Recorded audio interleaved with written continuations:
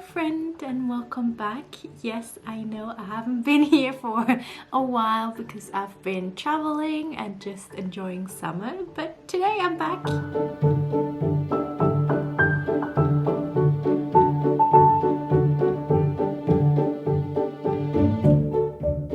So I've been on my weight loss journey for the past 5 months, and when I decided to go on this journey, I decided I wanted to lose 62 pounds, but I also wanted to break them down in pounds and phases. The first phase was the Kickstarter phase, and the second one was the commitment phase, which I have now finished. And I've lost 19 pounds so far, so I'm very close to the 20-pound mark.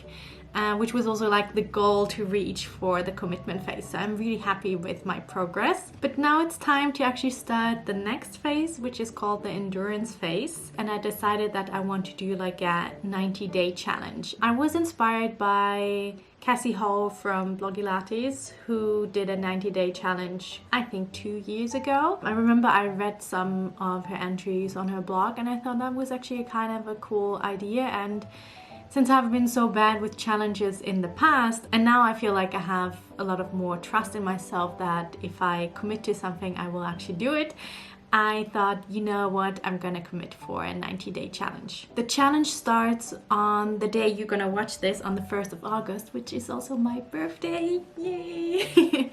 And I'm gonna do it until the 29th of October. And I think that's gonna be interesting because summer is my favorite season, and then autumn I actually like too, but usually I have more problems to actually be outside and to be active, and the urges to eat chocolate and candy is definitely increasing in that time, so we'll see how I'm gonna manage that. When I started my first phase, I didn't really know what I was doing, and I had some ideas, but like I had read so much about goal setting, but usually just the first part, the thing where you think about your why and journal a lot and you find a word for your year or whatever. I'm really happy I've done these 2 phases already because like they give me a lot of information, a lot of feedback, a lot of mistakes I've done that I can now do better in the next one, especially when it comes to planning and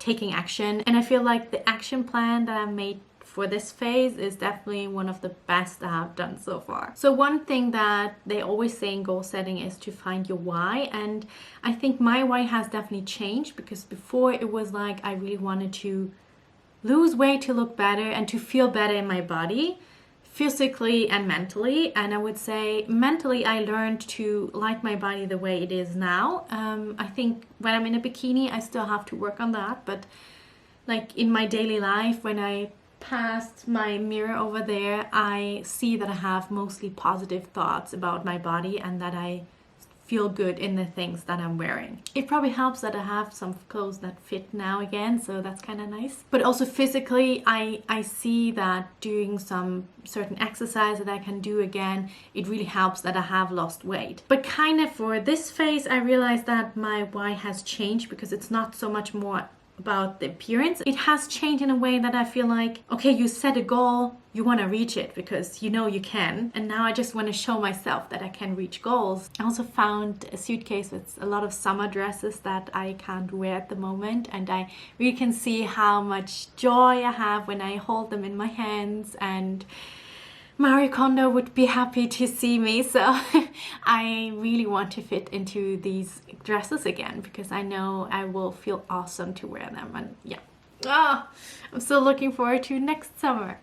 Yeah, so I haven't used a lot of thoughts on my why because I'm like, I committed to this goal, so I'm just gonna continue. So I think we're just gonna start with the goals. So now when you set goals, I think you have to really think about the big picture. Where do you wanna be at the end? For me, it means when I have reached my goal weight, I want to maintain it with the habits that I have developed over time. So all of the habits that I kinda develop over time now should be in place when I have reached my goal, and so I can just continue there and maintain my weight. Like in the first 2 phases, I wasn't very concerned about what I was eating. It was more like learning to eat when I'm hungry and stop when I'm full and dealing with the urges. But now I feel like I'm ready to start to change a bit of my nutrition as well. So I think I will start with small steps, and then I probably will have changed my whole nutrition until next year. And I think that's actually very exciting. So I have actually several goals for this challenge, and I broke them down in different categories. The first category is, well, obviously weight loss. I want to reach 150 pounds at the end of this challenge and this phase. I also plan to lose 3 centimeters on my chest, waist, hips and thighs, and I think that's pretty doable. Maybe I'm able to do more, we'll see. For nutrition, I've decided I want to try 10 new recipes, and I also want to practice more intuitive eating, which means mostly for me to eat when I'm hungry and stop when I'm satisfied. I think the hungry part is usually quite easy for me, but the stopping part, there's room for improvement, let's say it like that. For my physical health goal, I've decided on 40 workouts at the gym. So which means like I will go to the gym 3 times a week. I also have problems with plantar fasciitis again, so I really want to heal my feet until then. For the mental health side, I want to reintroduce thought downloads or thought models. So I decided I'm gonna do 70 thought downloads or thought models. And I'm also gonna do an intuitive eating course, which I've bought like 2-3 years ago, and I've never finished it. So I think it's time to do that. For reading, I have planned to read Anti-Diet by Heisann, which also has the intuitive eating course. And of course, when you take an intuitive eating course, you also have to read the book. I bought the newest edition, so I wait for the new one. And because I'm working a lot on habits, I decided to reread Atomic Habits by James Clear, which is like probably one of the best books about habits in general. And then I have 2 like bonus goals, which are just like what they are, bonuses. So I want to work on my morning and evening routine, and I also want to have a little bit more clean and tidy house. That would be a bonus, but no pressure. I have already enough goals. So after I wrote down all my goals, I decided to think about like how I'm gonna implement them, how can I make them into habits so that I'm actually able to reach these goals. So of course I'm gonna continue with weighting myself daily. It's not for everyone, but I think I'm actually doing quite well with it. It gives me a lot of information, and yeah, it also helps me to manage my mind. For nutrition, I will continue writing down my food protocol, but I will include also a rating of my hunger and satisfaction. So there's like the hunger scale, which is from 1 to 10, and you try to be like, you start to eat, I think, around 3 or 4, and you should stop like around 6 and 7. I hope it will give me a bit more feedback how I'm scheduling my meals, and also to learn a bit more about stopping eating when you're full. And I'm also planning to try a new recipe each week. So for my physical health goals, I will go to the gym 3 times a week, and I'm also gonna do stretching, especially for my feet in the evening, which I usually do when I do yin yoga. It is already a part of my evening routine. It's just not super strong yet, but so I just have to continue with it. For my mental health, I will studying the intuitive eating course by Heisann with all the reading materials and all the journaling exercises. It has been a really fun part of my evening routine, where I would usually use like 15 minutes to read a book or do journaling exercises. I'm not able to do it every night, but quite often, so I think I'm just gonna continue with that. And I have to find like a way, because I also want to do thought downloads, so maybe I'm just gonna combining it in the study time or extend the study time. I will have to think about it, but that's also one habit that I want to try. And then for the bonus goals, it's mostly getting into a morning and evening routine, but it's definitely like on the back burner. It's not what is the focus now, and we'll see how much I can build during the time. So in total, I came up with like 17 habits, and I have them all in one list, but of course I'm not gonna concentrate on all of them. I decided I will have 5 that are kind of like the have-to habits, and everything else I'm doing is great but doesn't need to.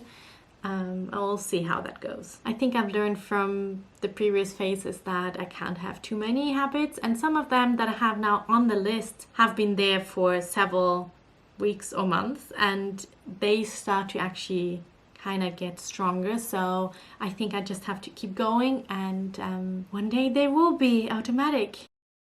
So I think for resources, this is going to be my best friend. It's the 90-day journal by Popflex. And in there I have like my goals and my habits and motivation, and of course I will write down my food protocol. I will write down if I eat something that I hadn't planned for. I will rate my food. You also have the possibility to write how many hours you slept and how much water you drank and your workouts and other notes. So I think that will all be in there. On the first page of each week, they have a weekly grocery list, which I didn't feel was useful at all.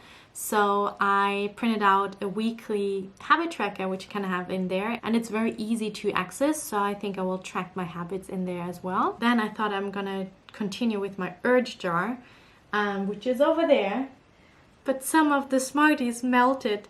So yeah, I don't know. So I'm thinking if I should try an app instead, or maybe I could color something, or yeah, I have to think about it, but or I just have to wait until it gets cold again so I can use my urge jar. But then of course I will use my recipe binder with all the recipes, and trying to find some inspiration and a new recipe each week. Then I will go to the gym 3 times a week. I have planned to go to Body Pump, which I really like, and Shape Up, which is kind of like a low impact beginner workout. And then I think I will go once a week alone to just work on upper body strength. As said, I will work on the intuitive eating course by Heisann, which is like 13 weeks long. So I will work on 1 week at a time. And I think one important thing is, except for tracking your habits, also to do a weekly review. So I will just continue with that. That has been extremely helpful to see the positive and negative things of a week. It is something I would recommend to everyone who's working on a goal. It helps so much to realize how far you've come and what you're gonna focus on next. So I used a lot of time to actually make a good plan that I feel like I can do. Of course, my main goal is to reach 150 pounds. That's like the main goal, and I have a lot of habits, but I'm only focusing on a few, and the others are like just bonuses. But I think it's gonna be a fun time. It's gonna be hard, and I hope that I will learn so much of it, and we'll see how it goes, because I will keep you updated. I think I will update you every 30 days how it goes, and I hope in explaining you my action plan I could give you some inspiration or ideas how to make your own action plan, or if you want to lose weight, how you could do it. And I hope that was helpful for you. So that's all for today. I hope you enjoyed this video, and stay magical, and we see each other